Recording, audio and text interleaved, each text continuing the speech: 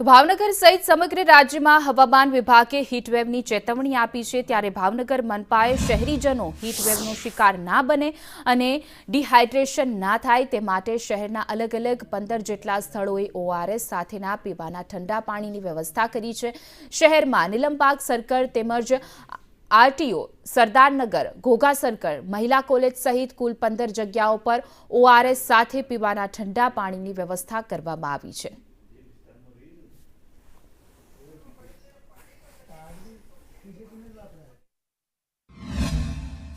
ભાવનગર શહેરમાં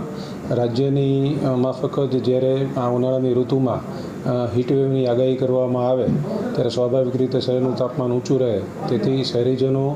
જે દિવસ દરમિયાન બહાર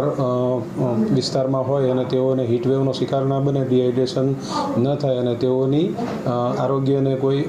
વિપરીત અસર ન થાય તે હેતુથી રાજ્ય સરકારશ્રીની સૂચના અનુસાર મહાનગરપાલિકા દ્વારા પણ આ પ્રમાણે એક આયોજન કર્યું છે। ગત વર્ષે પણ આવી રીતે મહાનગરપાલિકા દ્વારા શહેરના વિવિધ જાહેર સ્થળો ઉપર આવી રીતે ઠંડા પાણીની અને તેની સાથે ORS મિશ્રિત પાણીની વ્યવસ્થા કરવામાં આવી હતી। તે મુજબ જ આ વર્ષે પણ આજરોજથી શરૂ કરી અને શહેરના વિવિધ જે જાહેર સ્થળો છે, વિવિધ સર્કલો છે, ત્યાં આવું ઠંડુ પાણી તથા ORS મિશ્રિત ઠંડુ પાણી એ બંનેની સુવિધા